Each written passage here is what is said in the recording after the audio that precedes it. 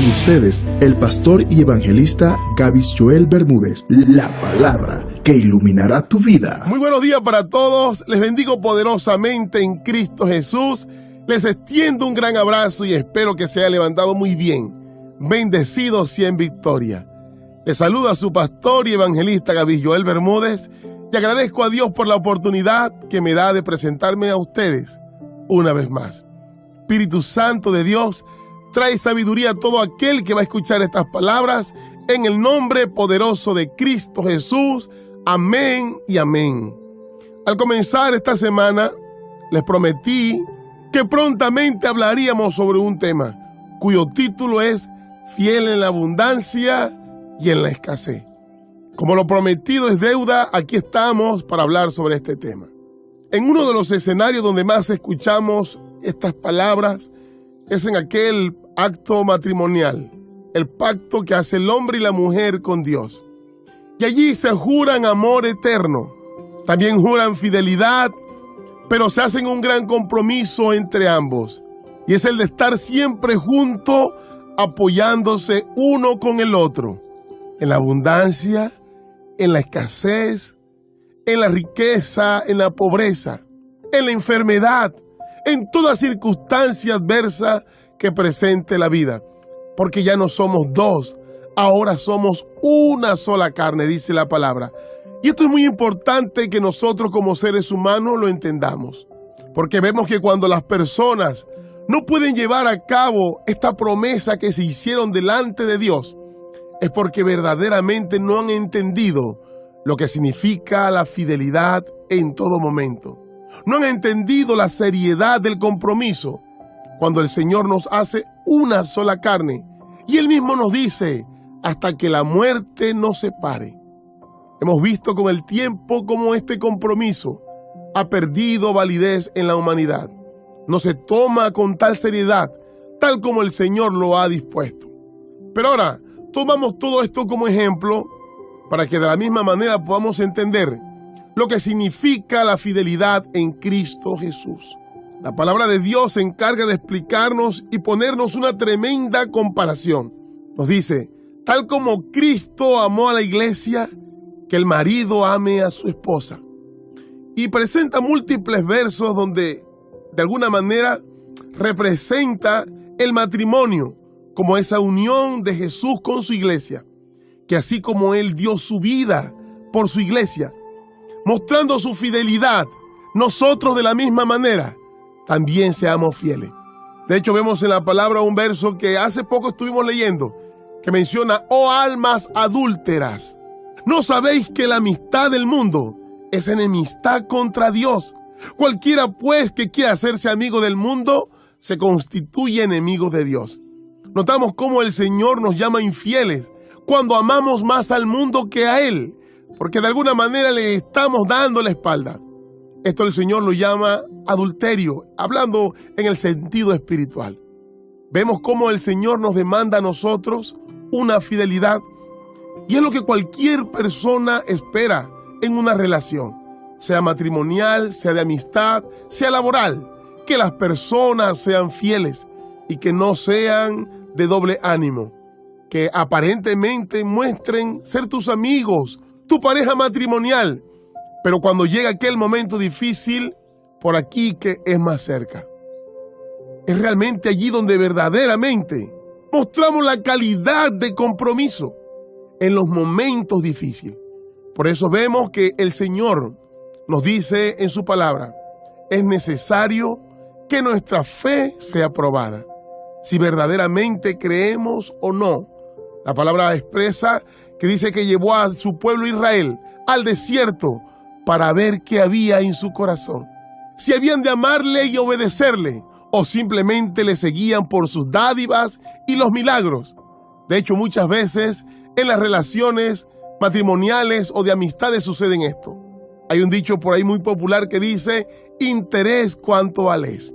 Me caso con aquella persona porque me está garantizando una vida de prosperidad, de lujos, de comodidades.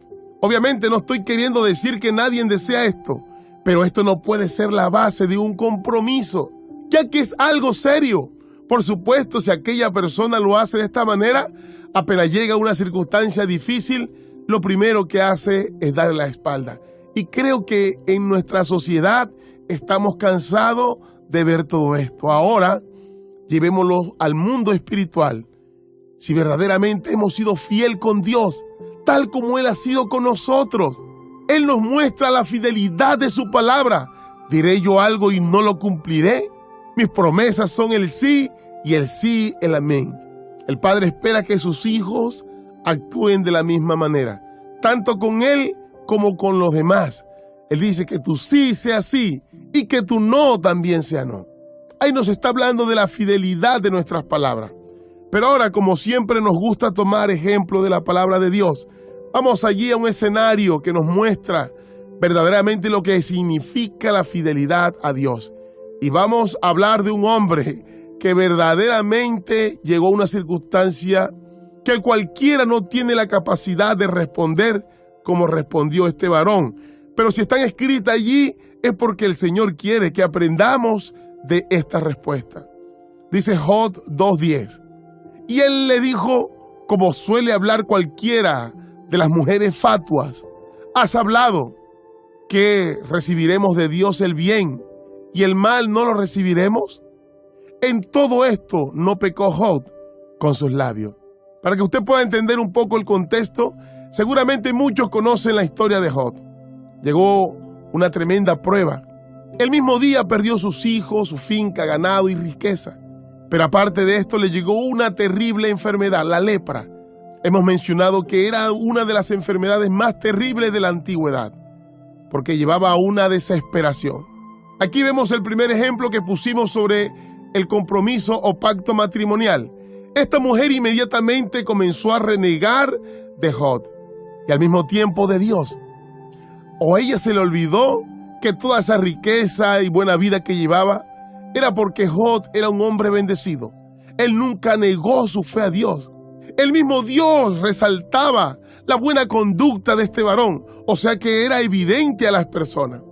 Pero aún así, apenas llegó la circunstancia difícil, esta mujer sacó lo que había dentro de su corazón. Aquí podemos observar muchas enseñanzas. Una de ellas es que a lo mejor Dios conocía su corazón de antemano y todo lo que Dios permitió fue para darle cosas mejores. Porque cuando usted termina de leer la historia se dará cuenta que Dios le dio hijos mejores. Obviamente con una buena mujer le dio más riqueza y mejores tierras.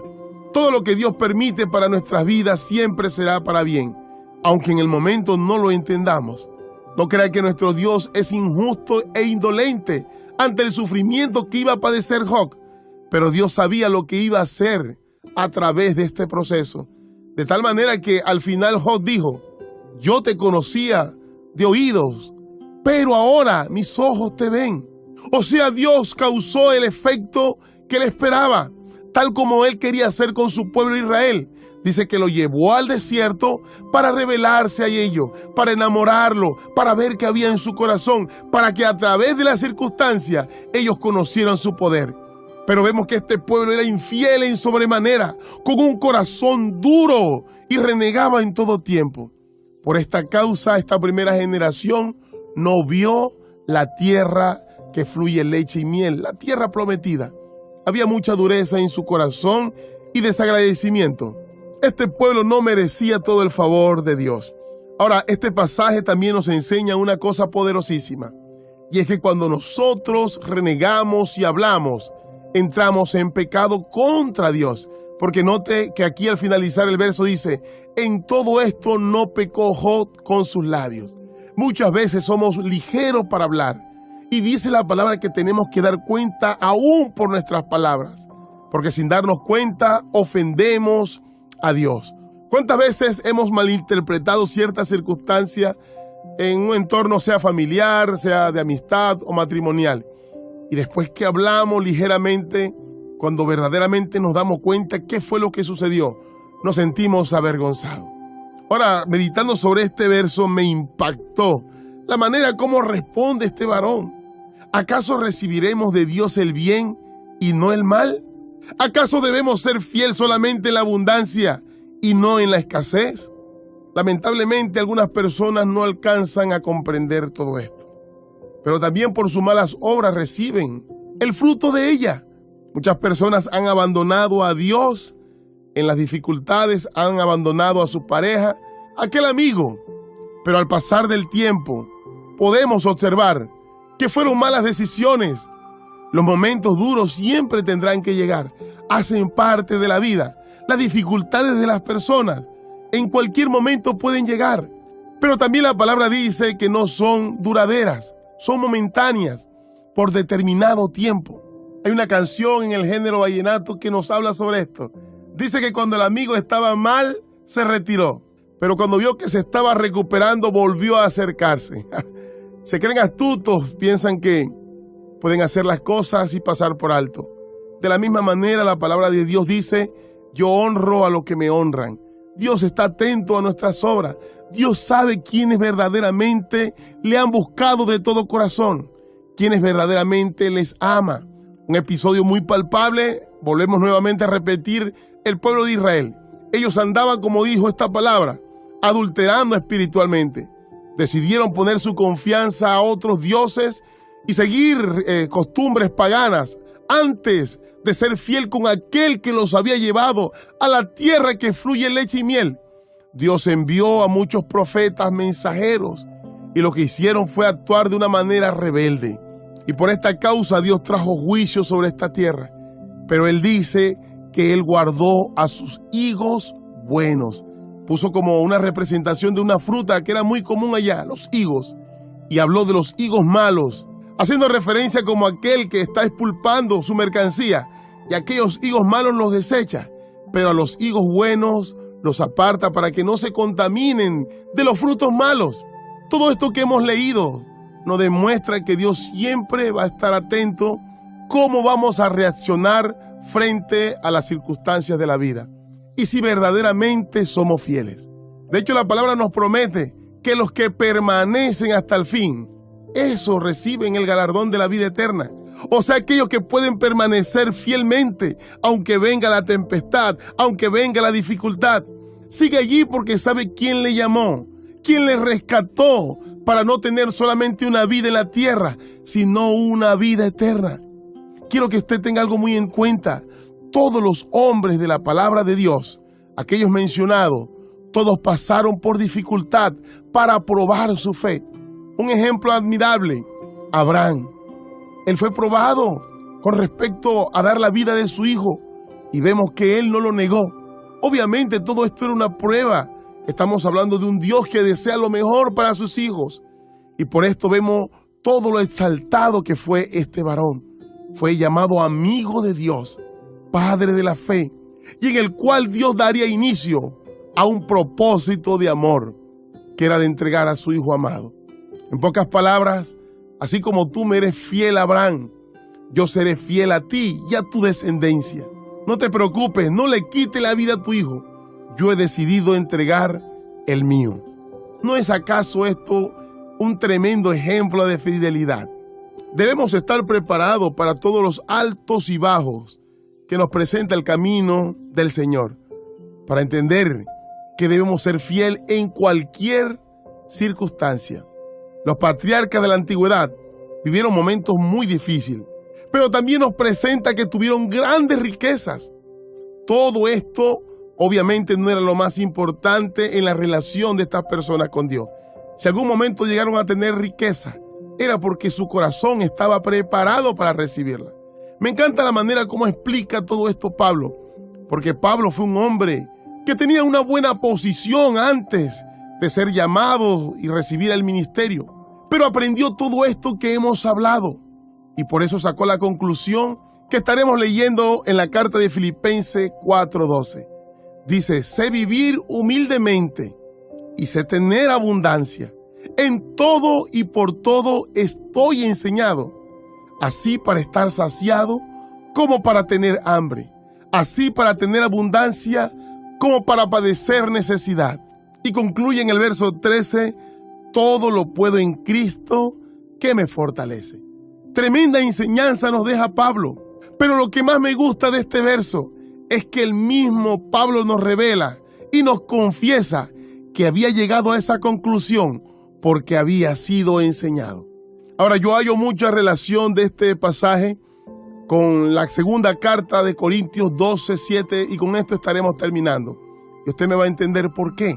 Él está manifestando que había sido enseñado, pero vamos a leer lo que dice esta carta. Y para que la grandeza de la revelación no me exaltase desmedidamente, me fue dado un aguijón en mi carne, un mensajero de Satanás, que me abofeté, para que no me enaltezca sobremanera. Respecto a lo cual 3 veces he rogado al Señor que lo quite de mí, y me ha dicho: bástate mi gracia, porque mi poder se perfecciona en la debilidad. ¿Dónde había sido este hombre enseñado? En la debilidad. ¿Con qué objetivo? De que no se engrandeciera desmedidamente. Fue enseñado a estar viviendo en múltiples escenarios, a lo mejor a veces muy abajo o a veces muy arriba, pero en esta circunstancia él fue enseñado, porque el mismo Padre le reveló que la única manera de que su poder fuera perfeccionado en él era a través de la debilidad, para que de esta manera tuviese un carácter firme para soportar y ser fiel en cualquier circunstancia. Carácter que el Señor está puliendo en cada uno de nosotros. Pero ¿qué desea Él al final de todo esto? Como dice su palabra, que seamos obedientes, que cumplamos sus ordenanzas. Esto no es más que ser fiel. Espero que haya entendido con tal precisión lo que el Padre les ha mandado a través de este mensaje de Lámpara a tus pies. No se te olvide que si te ha gustado este mensaje, compártelo con otras personas. Suscríbete a nuestro canal y darnos un me gusta. Les envío un gran abrazo y esto fue Lámpara a tus pies.